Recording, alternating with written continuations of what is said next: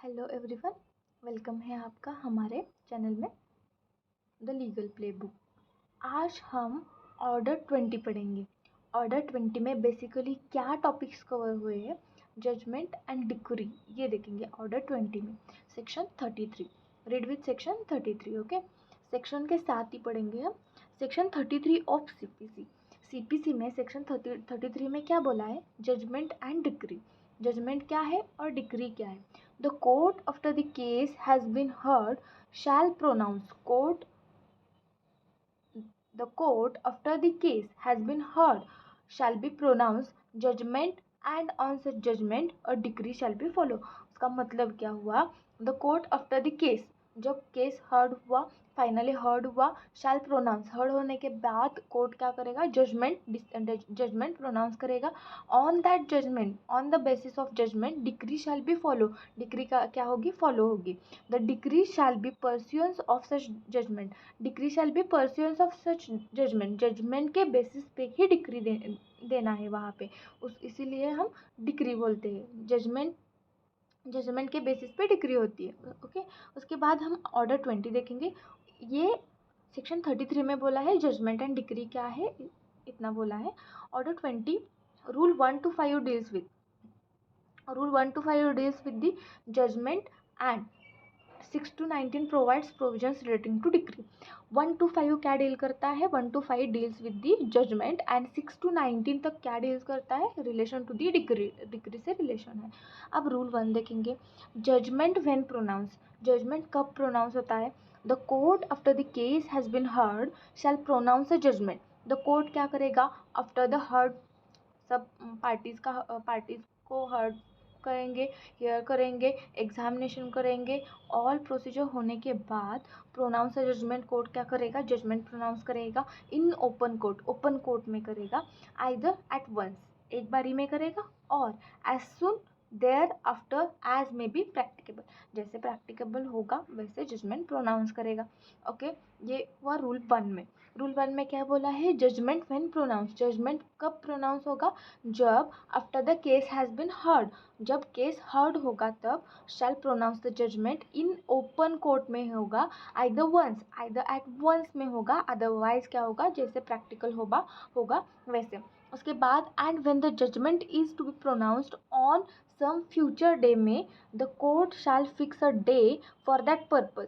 जब अब जजमेंट के लिए फ्यूचर डे में होना है तो कोर्ट क्या करेगा, दैट डे के लिए एक डे फिक्स करेगा for that purpose, of which due notice shall be given to the parties और देयर प्लीडर्स। पार्टीज को एंड प्लीडर को क्या करेंगे, ड्यू नोटिस प्रोवाइड करेंगे।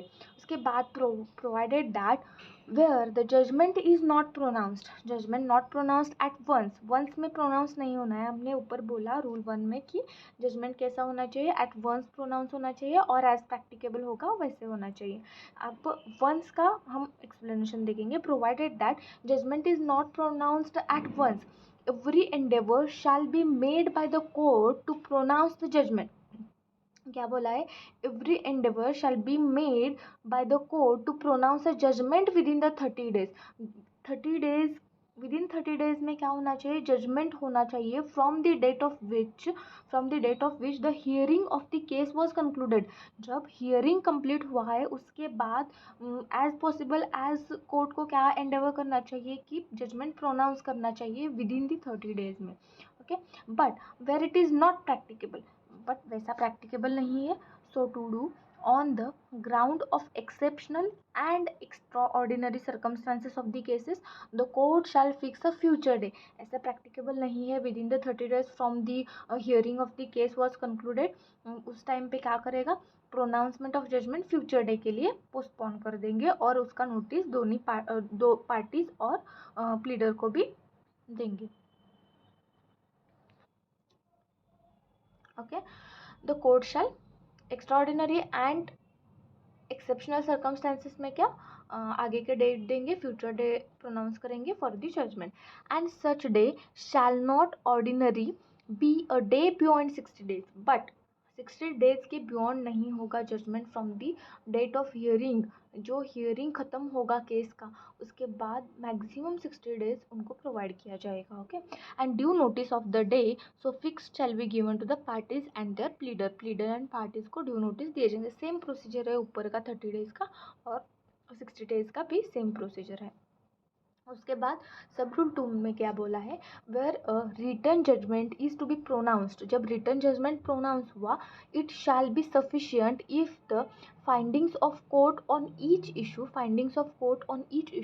and final order passed in the case, final order pass हुआ and finding of issue हुआ sufficient if finding of court on each issue and final order is passed in a case are read out, and it shall not be necessary for the court to read out the whole judgment, possible नहीं है कि whole judgment read out करे, तो the judgment may be pronounced by dictation in the open court, judgment क्या होगा, pronounce होंगे dictation in the open court, shorthand we writer if the judge is specially empowered by the high court in this behalf।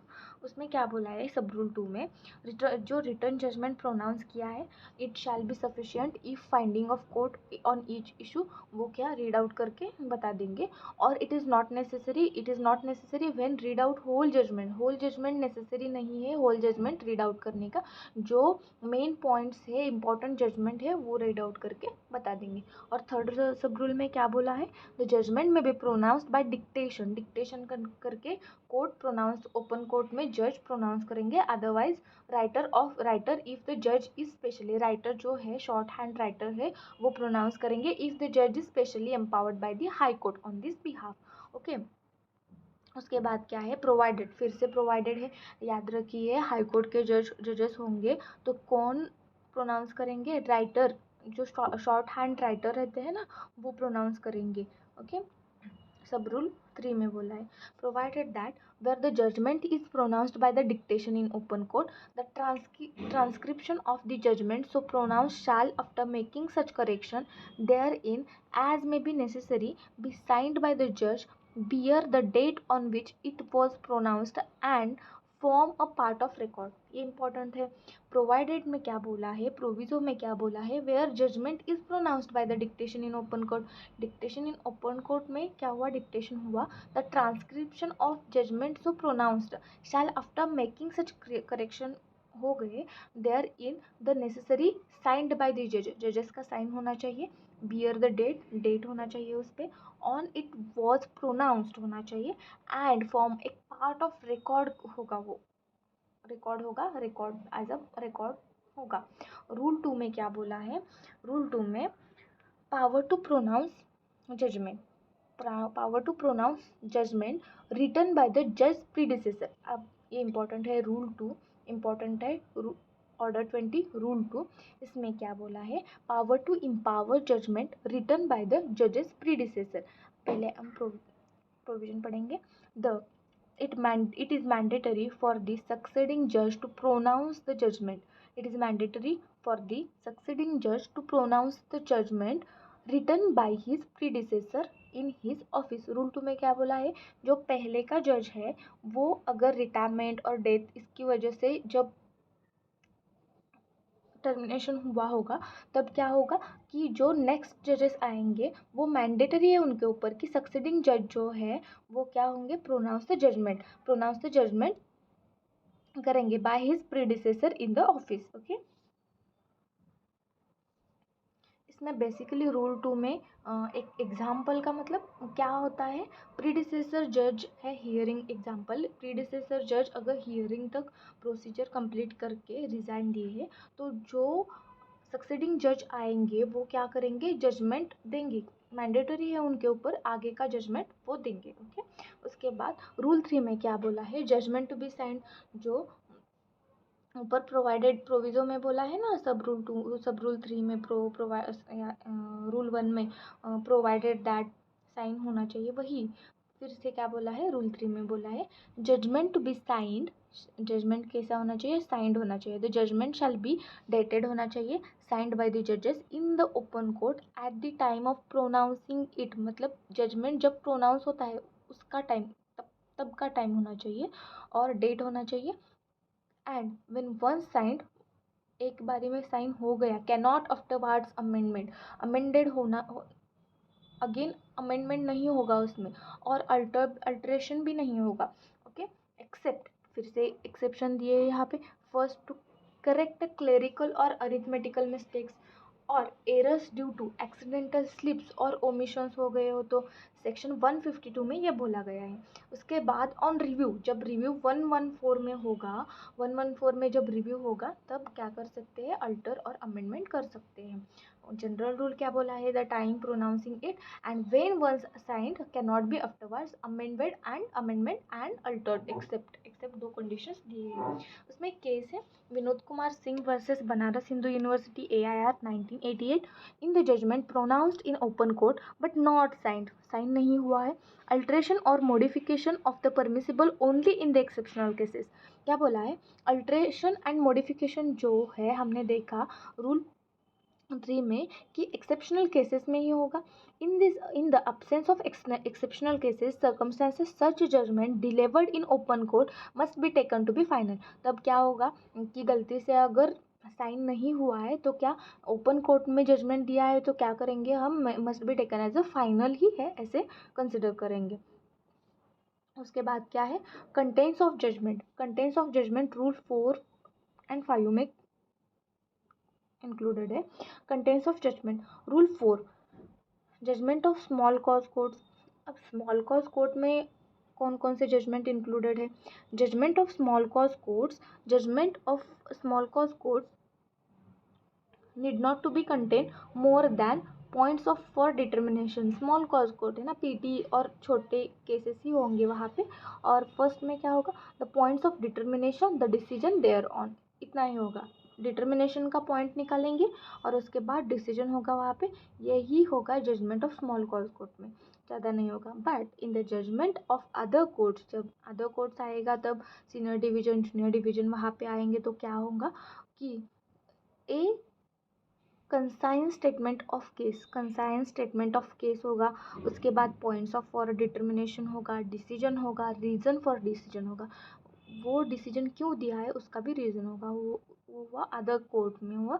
Judgement rule 4 में क्या बोला है, judgment for small cause courts and judgment for other courts, दो बोले हैं यहाँ पे।